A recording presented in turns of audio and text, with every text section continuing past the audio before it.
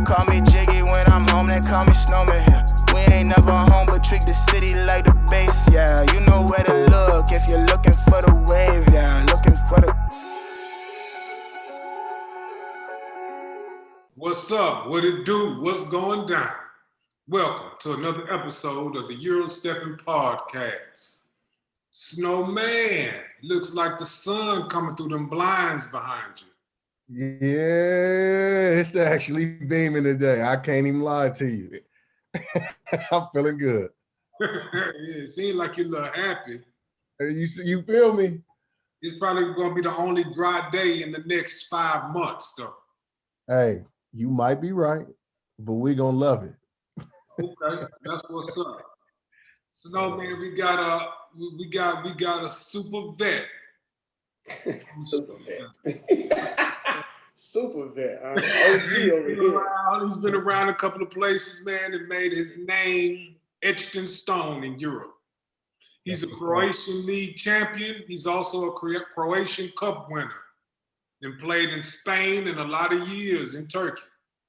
Welcome to the show, Earl Calloway. What's up, everybody? What's going on, y'all? How y'all feeling, man? Thank y'all for having me. I appreciate it. Appreciate it.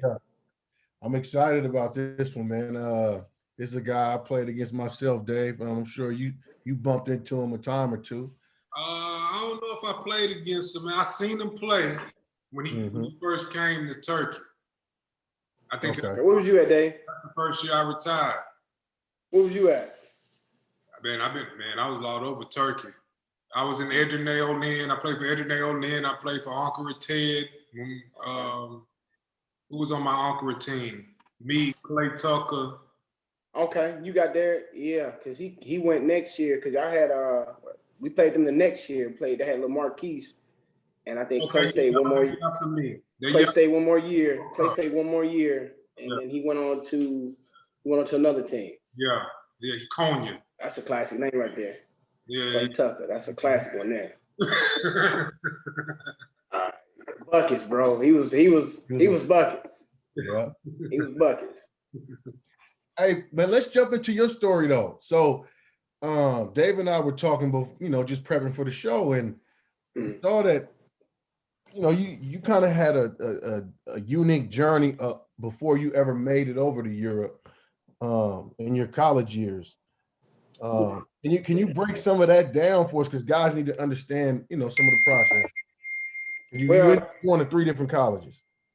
Yeah. So coming out of high school, you have the false perception of when we were coming up, you want to go D1, you want to go major D1, so you can go to the top schools, the top D1s, mid-majors, low mid-majors wasn't in my eyesight then, because looking back at it now, I think I should have took the journey of going to a JUCO first, getting the notoriety that I wanted, and then I was going to be able to go to whatever big time school I wanted to go to. I had the grades, I had school, but my mental ego, I'm seeing my bro AJ Moye go to Indiana, I'm seeing Karuf go to Kentucky, and I'm like, man, I want to go to the big school. So I ended up going to New Mexico State, which I'm grateful and I'm blessed to be able to go to school there. And didn't work out, man. Kind of had, they have things in place and people in place that they're going to play because of the obligation they made to the person prior to it. It wasn't because of my ability. So I said, let me go back home and go to Georgia Perimeter. Went there, balled out. Me, Ray George, Brian Epps, Chauncey. We played well. We didn't make it to the tournament in Kansas. And then that's when Indiana came. And then went to Indiana, had 2 different coaches there. And then that's how it kind of panned out. But looking back at it, hindsight, now it's easier now because they go get you wherever you are if you're doing what you're supposed to be doing. Right. But back then, that was the mindset of, I got to go to a mid-major to go pro, to play NBA or to play overseas. And that's what my thoughts were back then. But now, looking back at it now, I should have just went straight to JUCO or go to a prep school, and probably, who would have known, I probably would end up in North Carolina or Duke or somewhere like that, depending on how it panned out. But it worked out the way it's supposed to. Right. So fast forward, you finish your college career at Indiana. You're coming out of school. What are you thinking at the time? Are you thinking you're getting drafted? Are you thinking what you first sack? What are you thinking? Where's your head? I said, first I got to graduate first. So I stayed. I don't work this hard. I need to stay. I had to stay extra summer semester. Okay. So while I was there, I was working out, running hills, working out, training. And then I had to decide between what I was going to do for summer league. So I said, let me go summer league. I know I'm not going to get drafted because of what was going on. But I said, let me go to summer league and go play and see how it goes. Ended up playing for the Hawks. And I think I played for the Utah Jazz that same year. Did pretty well, decent. And that's how it worked out. But I prepped at school. After I graduated, I was there working out. Then I finally came back home and then played summer league. Then eventually went on to the D League. Right. When you went to D League, you went to Fort Wayne. Yeah, Fort Wayne Mad Ants, right? Correct. What was that like? I'm not a guy who's a huge proponent of the G League or the D League, but talk about that experience because guys need to know. You ended up winning the MVP. That experience was something else, man. Like I'm grateful for it because it gave me the exposure. I was able to play against pros, guys who've already been in the NBA but came down and then got signed back up. But it was a tough experience. You had 3 contracts. It was an A, B, and a C contract. Yeah. And Lord, when I say it was, a lot of people don't know this. It was right. The highest. The A contract was I think $21,000 at the time. The B contract was $18,000, and the C contract was about $15,000. Now, was that per month? Was that per week? What? Talk about for the year. And you got taxes too, so it probably was clearing probably $1,100, maybe. Yeah, so you were on the A. I'm sorry, you were on the C contract as a rookie, right? Automatic. I was on the B. I was on the B contract. Okay. I was making 18, and we had a great organization there though, because Jeff Potter, he was the founder of the team, and good thing that I was back where I went to school at, but it was only like two hours away. But man, it was tough, man. Talking about ramen noodles, you talking about one week of groceries, like $200-$300. You got to make it through for the whole month. But they put it in place where we had our apartment, everything was set up fine, perfect. It's just a different life, man. Tell me this. At that time, did they provide cars? No. I had my mom's 97 Blazer. And that was my whip out there. That was 97 Blazer. And then occasionally we'll get rentals. Let's be clear. You're talking about a 97 Blazer in 2008, right? Yeah, do what you had to do. The Chevy Blazer was the go-to. And then after that, we'll get a couple rentals every now and then. Me and my teammate, Corey Minifield, we stayed together. We would get a rental just in case to make it work out. But yeah, man, that was a struggle. That was a struggle. So y'all would chip in and spend a quarter of your we do groceries salary together. Yep, we do groceries, and then occasionally we got to hook up at the mall. So we'll go to the little free hibachi, the food they give you with the stick. Taste this, try that. We'll be hitting that up. The dollar menu on Wendy's. So you know how to make it work. Yeah. 99-cent baked potato, right, cheeseburger, and a drink. You good. Not the sour cream and chives baked potato. Nah, I ain't do no sides. I just did butter. I did butter on mine. It was a struggle. That year you won MVP of the league, right? Of my team, I won the MVP. Okay. Yeah. Okay. Cooking, man, cooking. It was a great year, man. I had so much fun. Right. I had so much fun. Jaren Jackson was a coach. Kenneth Davis first, and then Jaren Jackson took over.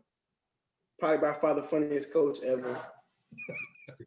Too funny. It sounds like you got at least a story from that time. What you got from Jaren Jackson?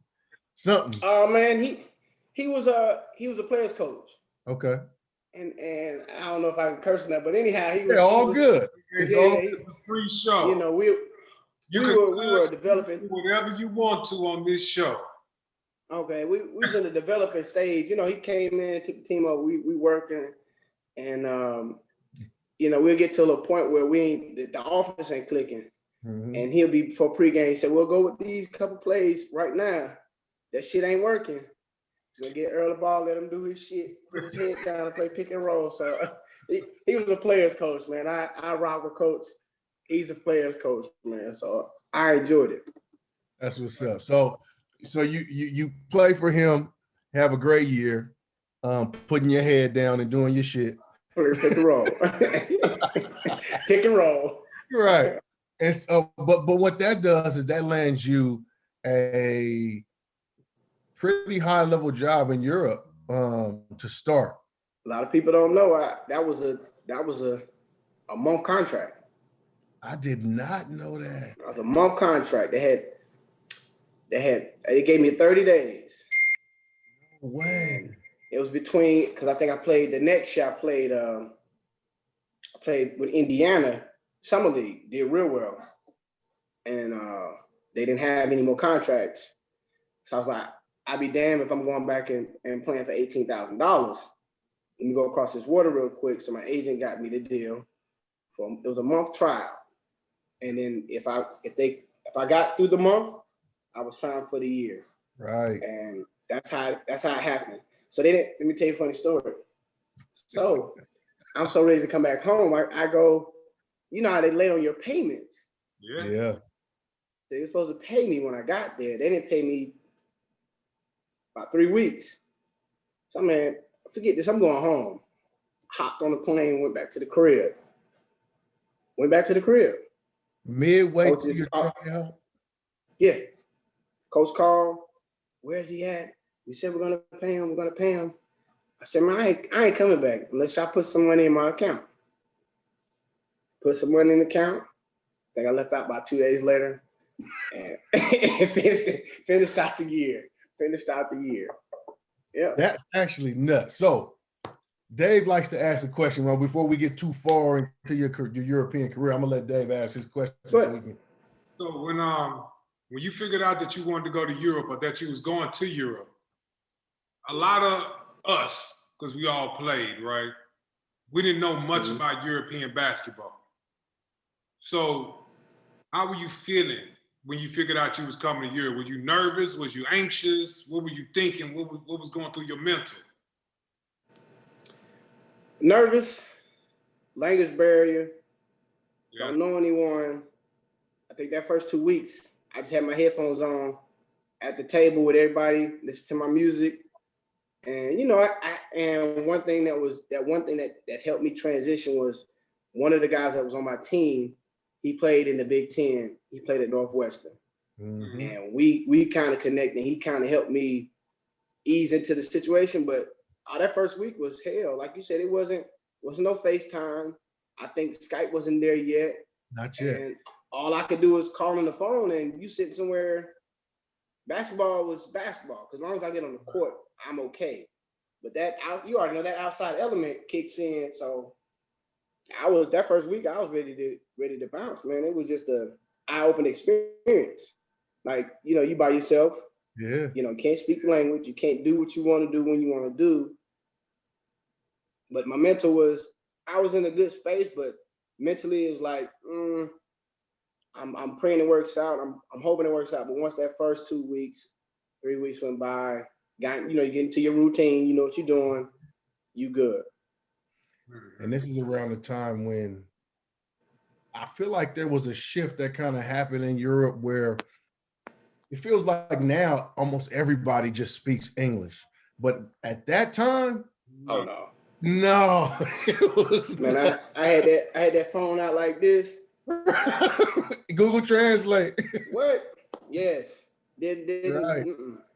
Right. And you know the translators halfway knew little English, so it was kind of like you on your own, really. Right. Okay, so look, so you pop up in Sabona as not a rookie because you played a season in the G League or D League, but Sabona at this time is a pretty high level club. I'm not sure. I didn't know nothing. be honest with you, I'm like, yo, this some money. Let me go play. Let the chips fall where they gonna fall. But I didn't know until I got there. It's sponsored by Nike, Euroleague, couple guys that came out of that. Petrovic, legend there. The gym's named after him. Drazen Petrovic, yeah. Demir Makota, he got drafted first round. Yep. He was there when I was there. It was a basketball city. And you guys had a nice squad. I believe you had Anderson. Allen Anderson, problem. We had Raw Marshall, problem. Jared Holman played the 4. Big fella. Yeah, we had Brent. And then we had some shooters. Yeah. We had some dead-eye shooters. So we had a squad. Hey, Dave. I was on a smaller club in the league, Dave, at the time. We ain't gonna stay on this, but we did pop them boys. I'm just gonna leave that out there. We did pop them boys. Look, he doing the same thing David Logan did. Not David Logan, Bobby did. I'm gonna pull up the receipts. I'm gonna do it. Pull up the receipts. Pull up the receipts. I'm gonna do it. I'm gonna do it, Dave. Dave, I'm gonna do it. Pull up the receipts. You want me to do it right now on the spot? Pause the show and pull them up. Dave, put shit on pause. I mean, okay, hold on. Pull up the receipts. So the receipts are here. What we looking like, Snow? I mean, how you do? So I ain't told a lie on this pod yet, folks. And I don't plan on it. There's no cap. You see it? No Helios beats Domjala. And if you look closely, I don't see nothing over there. I see y'all won by 3 points. And you see Alvin Snow, 18 points, 7 rebounds, and a W. How many did I have that game? No receipts for that, sir. Exactly. It's all good though. I give you that one. Not too many people say they beat us or beat me. Right now, you're so right. It is what it is. Right. You got proof. Right. Y'all was popping boys. That's a fact. Yeah, between Zadar, it was Zadar and Split, because they had Jamon Gordon. Yeah. And they had a squad too, but they kind of panned out at the end. And then Tomic left to go to Madrid, I believe. Went to Madrid that year. I think so, because he was there at the beginning, and then afterwards he left. Because we played in preseason when we played against each other. Oh, you're talking about Ante Tomic, the big fella. Yeah. Okay. I thought you were talking about I thought that was you guys who had we had the other one. We had the other one now. We had the wing who ended up going to Fenerbahce. Tomic or something. I forgot it. I'll get his name. It's so many. Like a 3-man shooter, score type. Tubic? Marco Thomas or something. Yes, Marco Thomas. I know you're talking about. Mm-hmm. Marco Thomas. He wasn't playing then because it was me, Allen, Koos, Perka, and Bukacic. He wasn't there yet. Okay, so I stayed in the league the year after, right. And he was on that team the next year, I think. You talking about because Wichcom had a good team, Serbia team, Partizan. That's what we lost to in the championship. Yeah, Tepic and all that. Talk about that game. Squad. Talk about that game. They think like, oh, they fans. These are fans. These are crazy people. So before the game started, we warming up. All you see is some fire come on out the floor. They threw some paper fire on it, lit it up. Floor just lighting up. So now then they throw quarters, lighters. Yeah. Oh, this is before the game even started. They ended up beating us at the end. They had Lasme, Tepic. Yeah, they had a good squad. We came back at the end, but I think if we'd have played them somewhere else, we'd have beat them. And it was in Serbia too, so it was kind of tough to play against them at home on the home court. But it was the best fans by far. So the war too. They had they got armed guards going into the gym, all out on the street, every street light, every corner. They're armed up because of the war. Yeah. But it was nuts. It was nuts. So on that team, that war was years ago. I remember when I was playing in Croatia, the war had just ended, let's say 5 or 6 years prior, but they were still so passionate about it. Oh yeah, they didn't. Every time we went to Serbia to play, because we played Red Star, Partizan, it was armed guards, and I mean, we walking into the game and it's both sides, like that protective gear, all that. Yeah, it was no joke. So is that the year? Maybe I'm speaking the wrong year. Was Bo McCaleb on that team? On that Partizan team? No, he came in afterwards. Okay. I was already in Spain. That's when he took them to the Final Four and they lost. Yeah. They lost, but that's when he made it. That's when he made his name, and the rest was history from there. Right. So Alexander Rosic was on that Partizan team. Maybe you don't remember him. He was I don't remember him. I remember Bo. I got you. So you go on, you leave Sabona after having you guys had a solid year for sure. Competed in Euroleague, won the championship in Croatia, and then you move on to Spain. Mm-hmm. Can you talk to us a little bit about that experience? Because you did 3 years there. Yeah, I got there. Man, lovely city. Probably one of the best cities in the world. Food, people, things to do. It's just a family-oriented town. Got there. Plaza brought me in. He's coaching back there now, and went in there, man. Had a great first year. Was it 2 or 3 years you did there? I did 3 years in Seville, and then I did 2 years in Malaga. Okay. But I had a great year. We took him to the playoffs, first time in history. Me, Tyrone Ellis, he coaches now in the G League. Mm-hmm. Yeah. Me, Tariq Kirksey, Tyrone Ellis, Ruben Douglas, Bucket.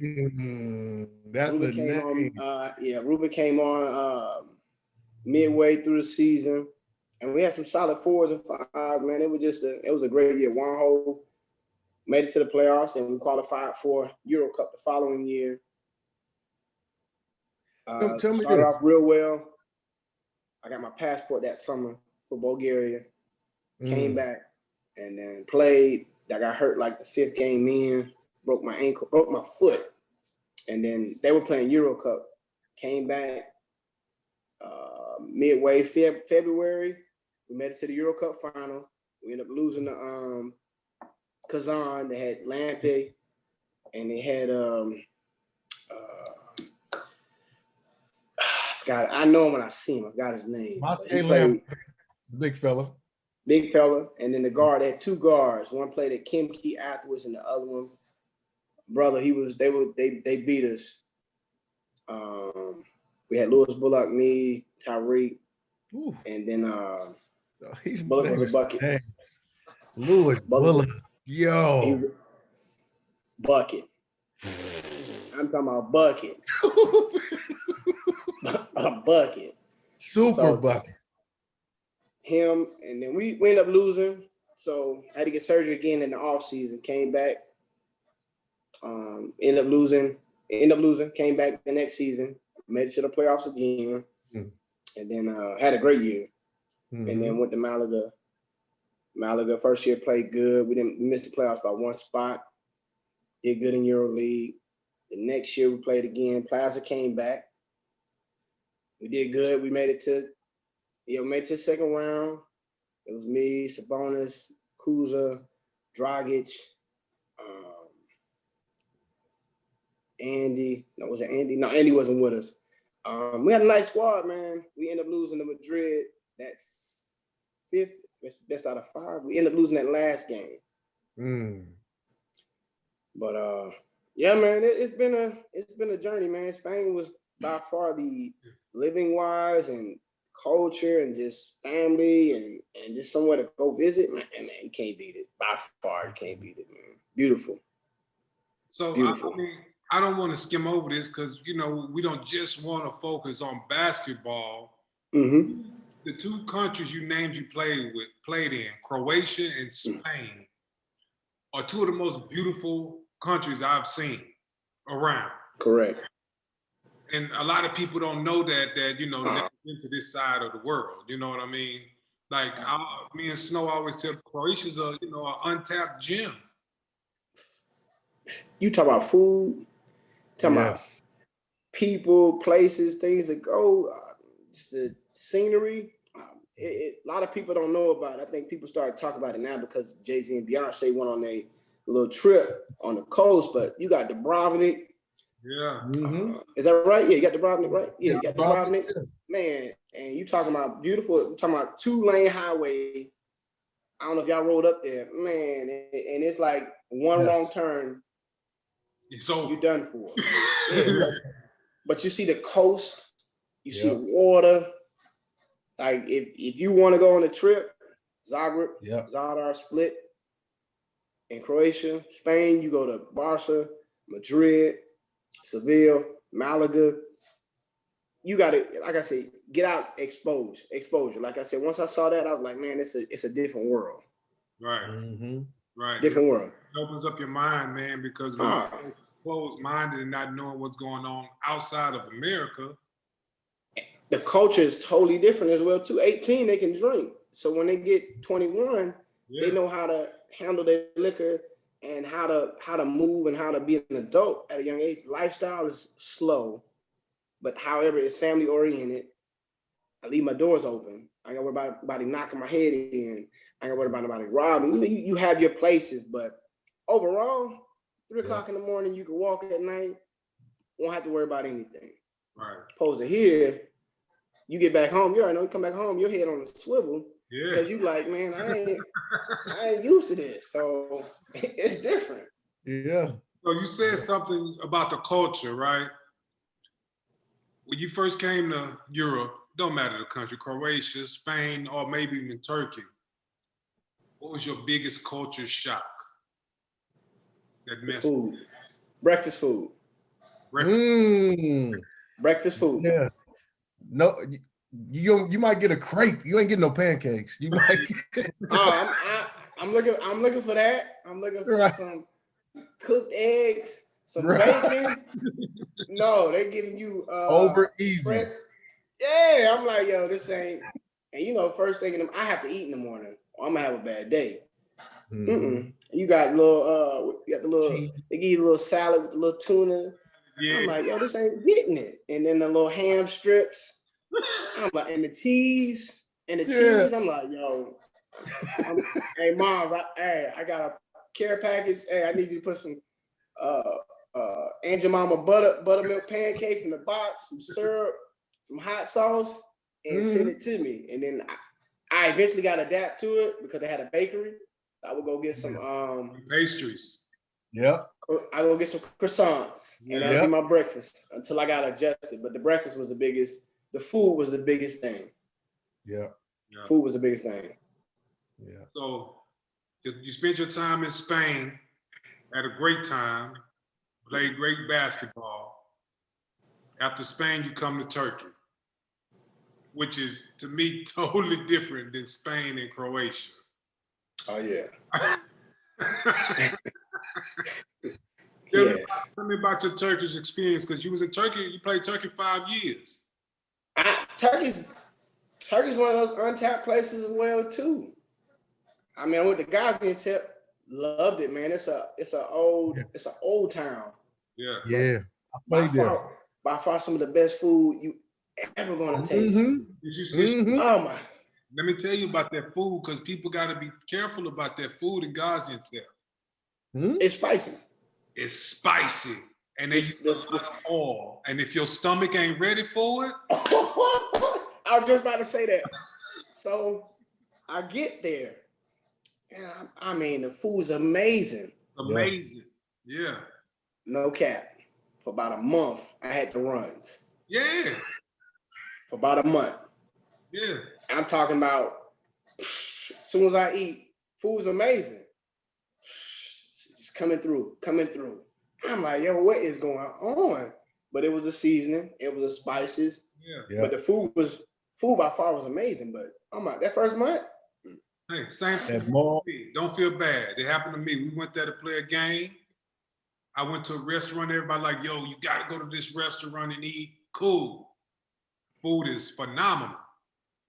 But man, that whole week, I couldn't even run up. 20 minutes later, I couldn't even run up and down running through you. Week. I had to eat some plain rice and chicken breast for a week. To settle your stomach back up. Yeah. I played for Gaziantep too, man. So I know it well, man. Ooh, hey, let me see. At one spot they had the baklava. Baklava. Oh, man, Baklava out there. Yeah. Yeah. My captain, he's big on all the restaurant places, so he would take us. So it was like I said, a hell of an experience, man. You know what else I learned about when I was in Gaziantep, and I was like, you know what, I need to bring that to the States. Yemek sepeti. So they had to deliver the food delivery. Yes, you had the app. You had the app. Yes. Yeah. But this was before we had it. We didn't have it here. We didn't have before Uber Eats and all that. Yes. Yep. It was KFC on mine, and I had Pizza Hut on mine. Yes. That thing was amazing. Only thing I had to get the teammates to type in the address because you don't know your address. And then how far were we from the line? Because you know they would have they had a roadblocks. Mm-hmm. Kurdish people coming in. Yeah. A couple bombs went off when I was there too as well. A couple bombs went off. So it was dope, man. Great fans, great city. Loved it. Were you guys still in that big arena? Yeah, they still there. Okay. They still there. They just changed the colors. I don't know if you know the team. The government took over the team. Okay. Yeah, it's a lot of history in there. We'll talk about that later off air. Okay, we got to take a quick commercial. Earl, so you spend that year in Gaziantep, you love it. Then after that, you come to the big city of Turkey. What was your thoughts on Istanbul? Istanbul's amazing. If anybody get a chance to go there, go there. Food. Cost of living is cheap. Mm-hmm. We already know that. So only because you was getting paid in dollars and changed on the rate. Correct.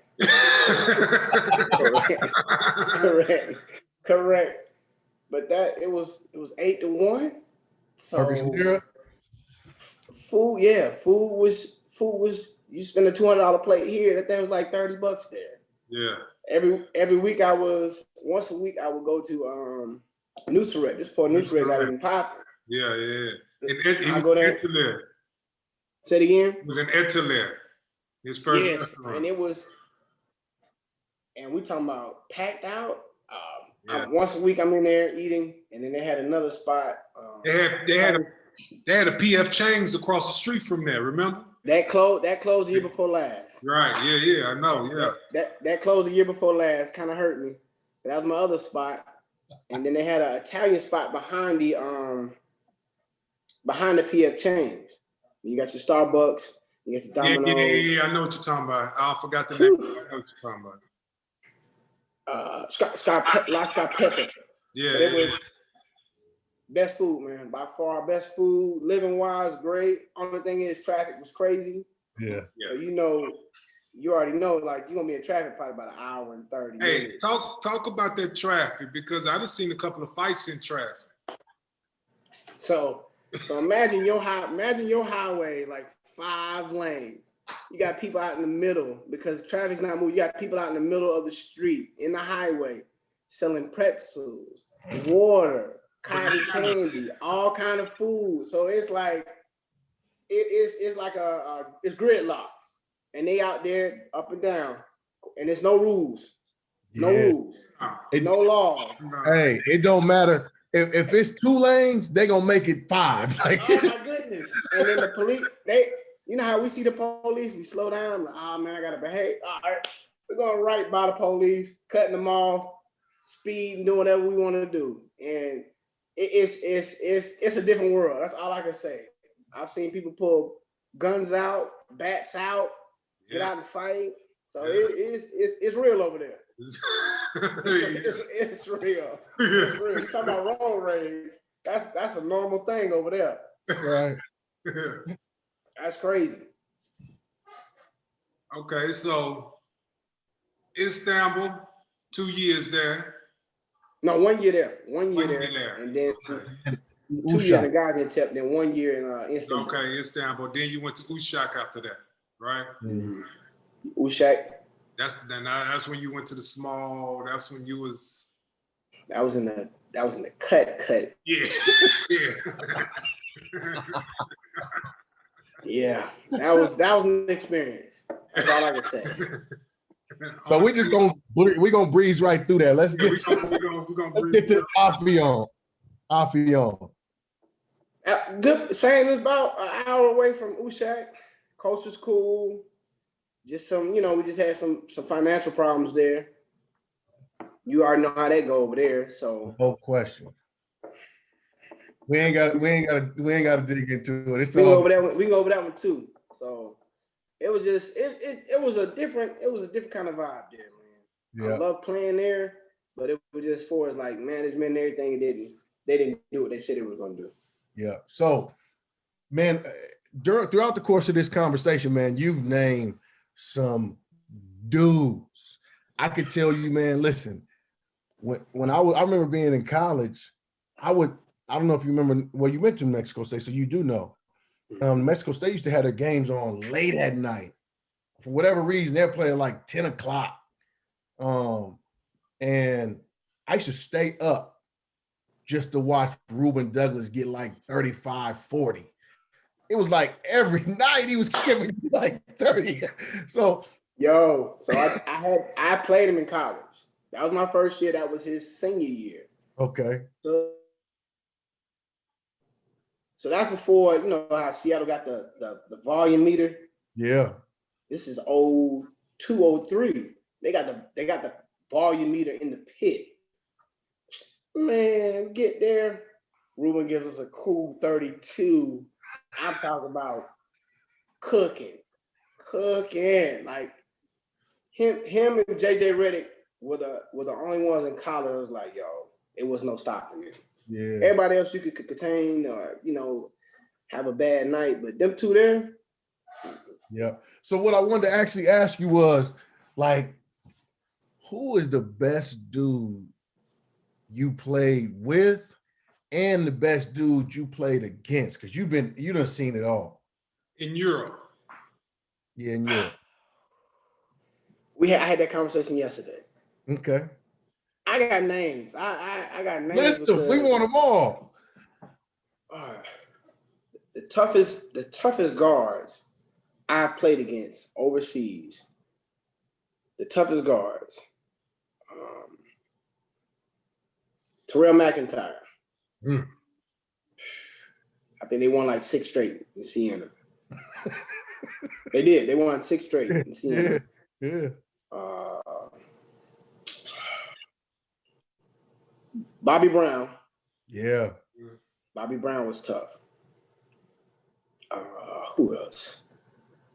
Bobby Brown was tough. Terrell McIntyre. Gerald Holden was tough. He was tough. Rodriguez and Sergio Rodriguez. Mm-hmm. Of course. He was tough. Juan Navarro Carlos. Legend. That's a legend.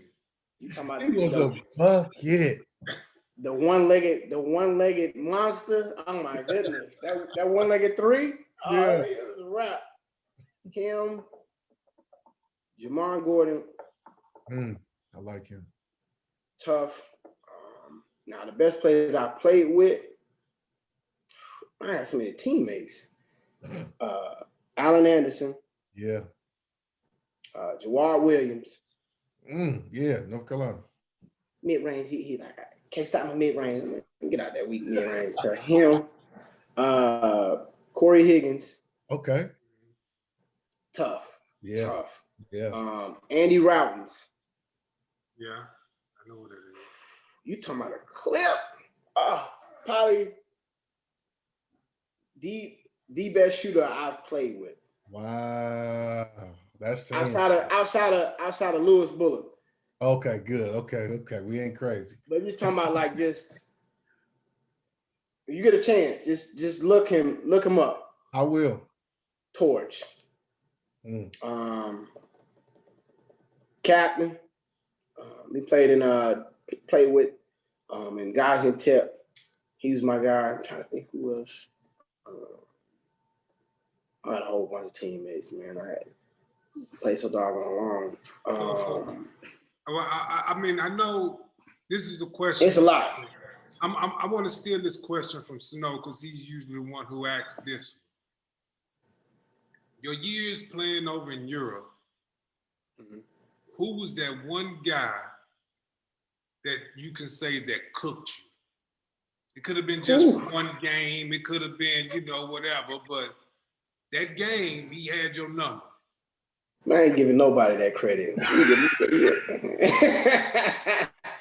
I ain't giving nobody that credit. I'm trying to think. I mean, we played a lot of basketball. We played a lot of years without, getting cooked once. Yeah. All right. His little ego don't want him to say it, but he want to say it. No, because it was a scouting report. Report. Okay. It wasn't you. No, scouting report. No, scouting report. Let him shoot. Marquise Green. Oh, little guard. Yeah. You can't let him shoot. I love the clip. Hell, he gave us a good 32. He gave coach like, let him shoot. Man, wow. Him. Say most of the stuff I blame on scouting report. It ain't me. Eric McCullum gave us. Oh, yeah, he's a bucket. He got busy. Terrell McIntyre. That wasn't scouting report. That was you. Nah, he was on fire that game. he was on fire that game. Terrell McIntyre, Bobby Dixon. Yeah. Bobby's a problem too. No doubt. Trying to think anybody else like, damn, he just cooked me. I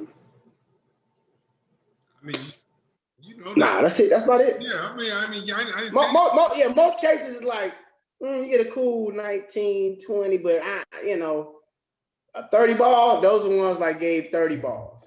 Yeah. Disclaimer, scouting report. Scouting report. Hey, okay, well, tell me this. Who did the scouting report benefit you on and you actually cooked them? So who the scouting report benefit on and who did I So what I'm saying is, did the scouting report benefit you and then you took somebody else? Or was that just your hoop game? And who was that person? Game, man. It didn't matter. It didn't matter. You know what I mean? They would go on. So the thing is, the first two initial screens off the pick and roll and transition, automatically go under. Yeah. So you go under, I'm shooting every time. So then after that, it's a wrap because he's out of here. Oh, it's a wrap. Yeah, it's a wrap after that. Yeah. Once I hit the first two, or the first one, I'm in a good rhythm. So, so who'd you cook though? Who'd you get? I laid them out. Huh? Yeah, talk about it. Who'd you get going against? Like maybe who was like maybe talking shit or whatever, and you just turned that pressure cooker up on him and gave him that work. Teodosic. Yeah. Teodosic, yeah. He could play. He got game. Yeah. But this was when he was in Olympiacos. I did that one with him. You remember how much you went for? I may have had like 20 something. Yeah. Because we ended up winning that game. That was at the house. I think I got the tape of that one. That was at the house. It's so many.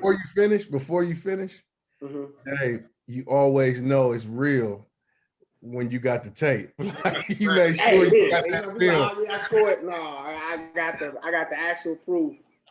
But him, but it really wasn't. It was like a press. It's like a press. But you know, over then, you know, Olympiacos was one of the biggest teams. You know, the biggest team over there. It's a couple other people, man. I gotta go through the Rolodex. That's all. I gotta go through That's cool. That's cool. So one of the last questions for you concerning the basketball, because like I said, you're a 10+ year vet in Europe. Can you name me your Earl Calloway starting five? You could have played with them, played against them. They could be American, European, it don't matter, because the misconception is when players come over, they think the Europeans are weak. Mm-hmm. But it's a lot of Europeans that might bust your ass. But Earl Calloway's starting five. You was picking a team with these players who played in Europe. I got to pick my squad. Your squad. You can put yourself on the list if you like. Myself at the one.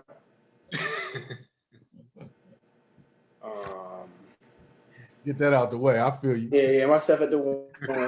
My two would be overall. My two would be Juan Navarro. I knew you was gonna say. I didn't know if it was gonna be him or Lewis Bullock, but yeah. My three would be Allen Anderson. Mm-hmm. He was a problem. Mm-hmm. My four would be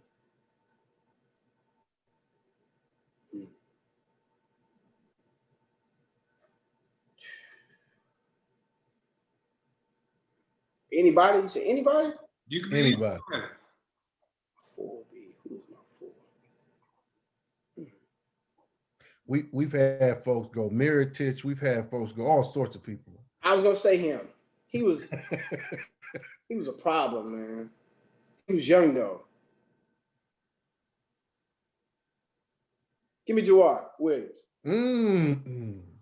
Give me Jawad. Okay. My five, and surprisingly my five, because we had amazing chemistry, Paul Davis.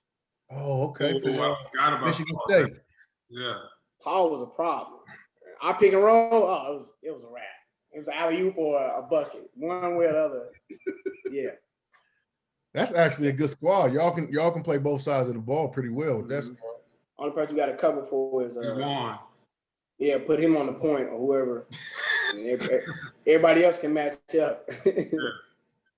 Okay. Yeah.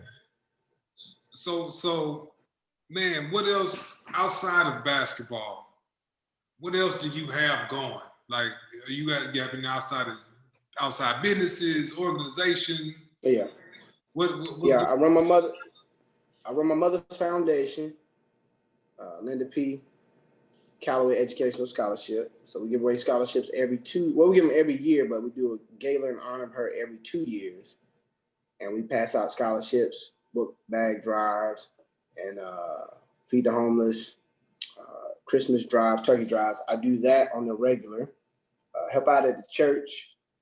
We pass out food every Tuesday. Mm-hmm. Have a daycare off in South Atlanta. I've been doing that. Got some other things in the works as well, training kids. Just mainly trying to get back. That's mostly what I'll be doing in the meantime. That's pretty cool, man. Mm-hmm. Sound like earlier in the conversation, you talked a little bit about getting healthy. What you trying to do with that? You trying to get back to it, or what we at? Yeah, I'm trying to get back to it. I gotta finish it out on a good term. And I heard I had a bad bone bruise and a little cartilage damage on my right knee when we played in Grand Canary. That's another place you gotta go to as well. Mm-hmm. Beautiful. Hit my knee real bad and then bruised it. And then pandemic hit. Just kind of went home. Just been recouping. Tried to go play, but it wasn't healed. So went to the doctor 2 weeks ago, got cleared. Just got to strengthen it up and get back at it. So I've been in the gym working, getting to it. Where you at right now? You want to run it back? Exactly. Hey, listen. Hey, check me Exactly. out. Hey, hold on now. Slow down, Jim. Listen. I actually am in the process. I just started my clean eating. I'm getting it together. Hey, you want to run it back now. I ain't asking for those days. I'm saying now. You want to run it right now. Let's run it right now. Oh, Hey, I know. So you done? Yeah, I'm done right now. Hey, we was talking about, walking down the stairs. You know how you used to walk straight down the stairs? Now you turn to the side and you stay because your body hurts. I'm getting to that level right now. That's me all day. That's all crazy. Day. All day used to walk straight down. Now you turn to the side and you just slide down. So, yeah. Hey, I'm going to tell you a trick, and this is for everybody out there. Hey, turn around and walk backwards. It takes all the pressure off your joints. Trust me on that. That's game. I ain't trying to fall down those stairs. Turn around and walk back. Watch, I'm telling you. Grab the rail, but turn around and walk backwards. Watch. You're like, oh, man. And turn around and walk backwards. Watch what I tell you. You're going to be shocked. Like, man, I don't feel nothing. So, Snow, I got a question. Do you step out the car or do you just like roll out? That's a good question. That's not. I step out. I know I step out. When I get in, I roll in. I'm with you. I roll in, but I step out. I roll in, but I step out. Yeah. I'm still good. It's amazing though how your body catches up with you. All the stuff we used to do, jumping off of 2 steps and all that. Now you like, I gotta step down. Used to hop over the fence. Gotta climb or go through. It's take care of your bodies. That's all I can say. Icing, stretching, yoga, eat right, and you'll be able to play a long time. What else? What other little tidbits of game would you give? Dudes coming behind you, man. First thing is save your bread. Live off 30% of what you make. Put the rest up. Have some investments. Have your will. You live in trust. If you want to get an annuity, you can. Get some investments. Diversify your portfolio, either real estate or whatever you're interested in. Basically, just stack your bread, man, and then plan. Because you're not gonna play. I'm not gonna play forever. I got like 1 or 2 more years, and I'm done. But I have a plan in place where I'm already segueing into what I want to do. So you have that plan, segue, let that money work for you, and you'll be straight. And you got to work hard too. It's competition stiffer than what we came up in. Everybody's a number 1 player in 2029 and 2022, and he's the next phenom. So you got to do something. You got to outwork the competition and do what you're supposed to do. Get your books, get your education, graduate, and take care of business.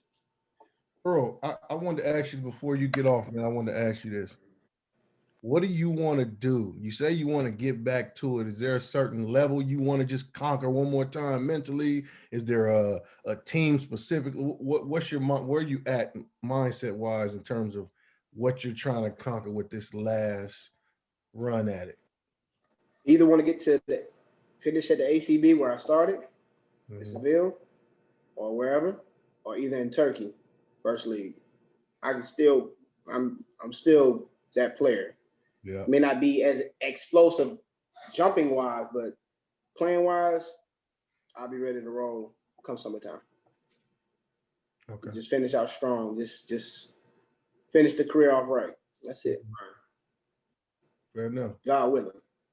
Yeah. Well, man, look, this has been a great episode. Hey man, I enjoyed that. I don't even talk about this stuff to people.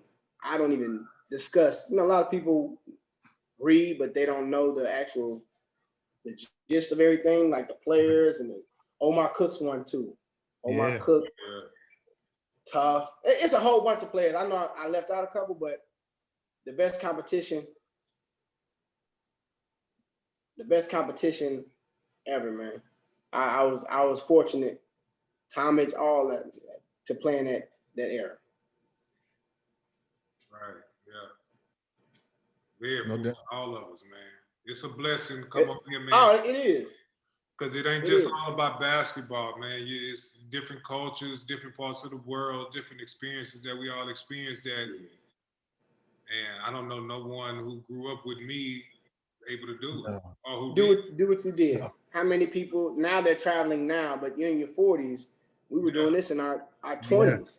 Yeah. You're talking about the exposure of new people, new religions, new cultures, new money-wise, and you just growing up. It's a eye-opening experience. I tell people all the time, you ask me, that's wealth.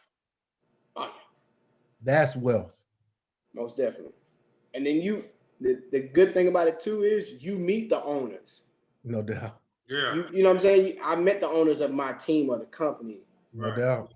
That run, and you see how they live and what they spend their money. We had the owner of the team, just before I go, the owner of the team owned the whole electrical company that powers the whole city.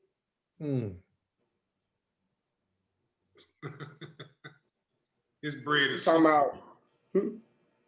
His bread is super long. Come on. Oh, that ain't nothing. That ain't nothing. Right. You know. But you'll rarely be able to experience it here because you're not going to be able to walk up on a Oprah or Dan Gilbert, somebody like that. Right. That case there, come on. I got stories for days. Right. Well, it sounds like we're gonna do a episode 2 with him, Dave. It sounds like Appreciate that. No, I got some stories. No, but we definitely want to thank you, man, for coming on, man. It's been a great pleasure, man. It was a pleasure. Thank y'all, man, for having me, man. It's good to relive those glory days and talk about what you did and who you played against. And it's a blessing, man. So I appreciate y'all giving me the opportunity and the platform to come on here and speak, man. Really do. Thanks, man, for giving us your time, man. It was a great show. Great. Enjoyed it, man. If y'all ever need me, I'm here. Y'all ever come to Atlanta, man, y'all hit me up, or I'll come where y'all at. We get up and go grab something to eat and kick it, man. That's a bet. I'm in Seattle. Dave's in Turkey. I'm in Turkey. I live in Where you at now? I live in Istanbul. Man, I need to hit you. I need to get some suits. I need to get some clothes. Yeah, man, that's another untapped source. You get custom-made suits out here for the low. I told my couple of cats at the crib, I told them I got a custom-made suit. I only paid dollars like $600-700. Where you going? And I went to this. What you mean? Too much? Yo, you gotta go to hold up. I got my suits in the closet. No, but you got to understand. I'm 6'10". It don't matter. They ain't gonna charge. It ain't no 600. I got 4 suits in there, equivalent to. Man, show us what you're talking about. Show us. Receipts. Hey,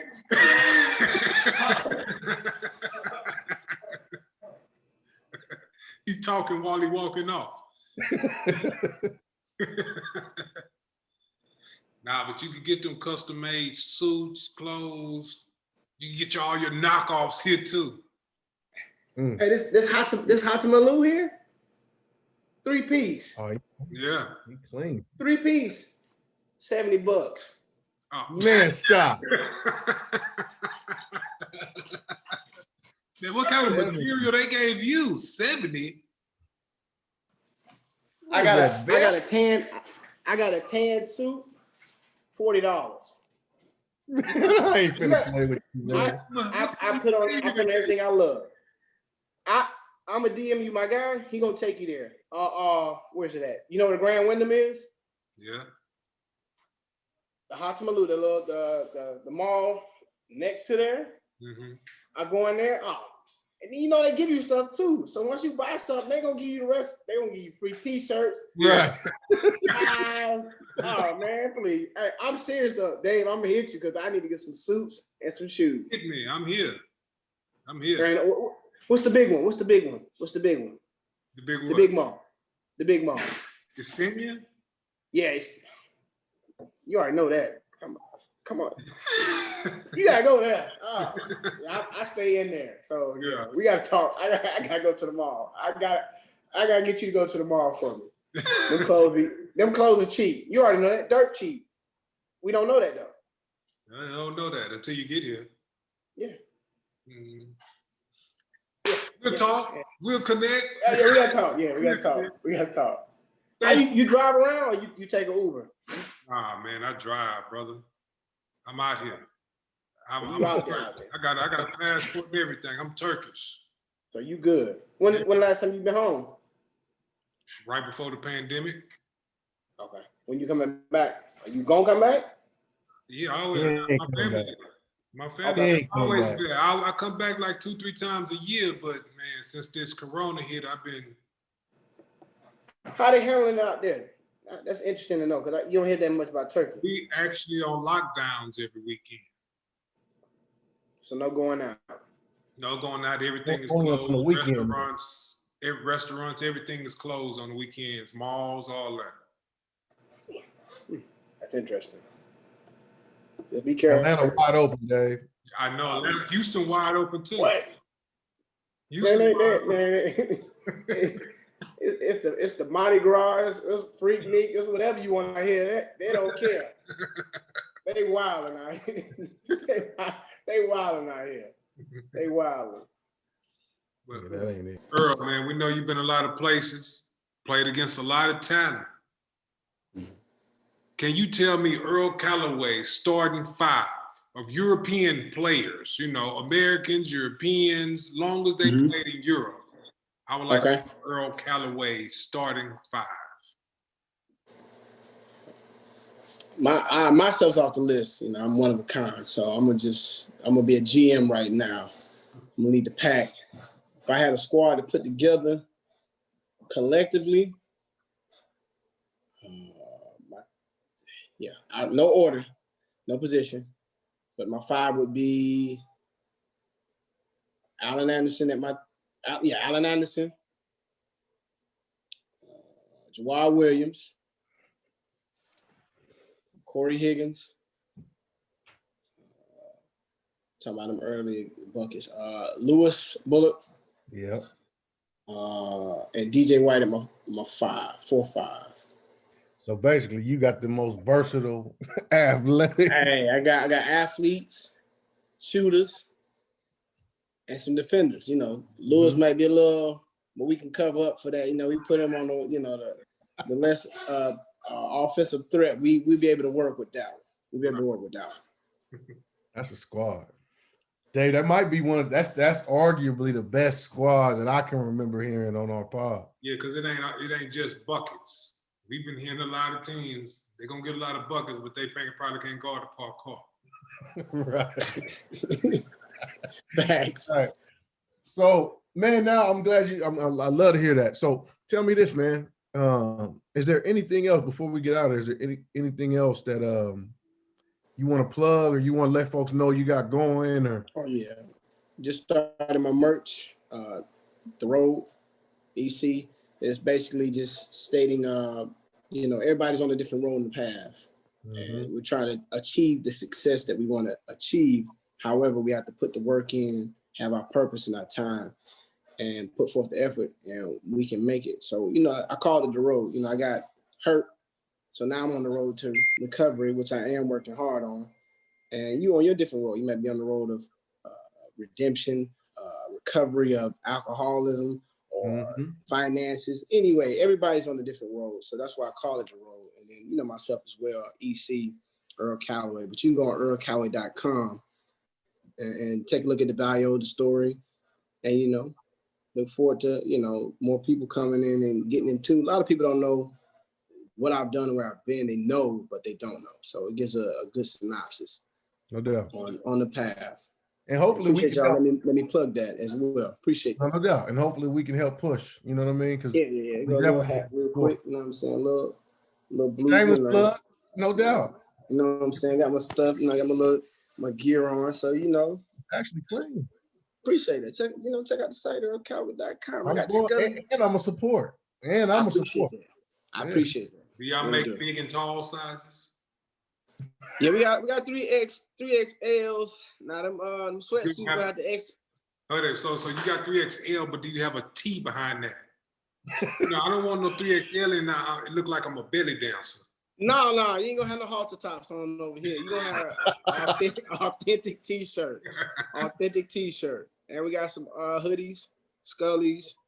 And we doing a little Valentine's Day giveaway. So you want to give to your lady, whoever you want to do. You want to put the logo on them so that you can imagine it's me, then you're more than welcome. Man, yo, you gotta relax. You gotta relax. Hey, Dave. You're welcome to do that. You know what I'm saying? He's done, Dave. Nah, I'm joking, though. I'm joking. I appreciate it. Thank you for joining us on another episode of Eurosteppin Podcast. Let's see if I get this right. You can catch us on YouTube, Next Ones Network, or also nextones.com.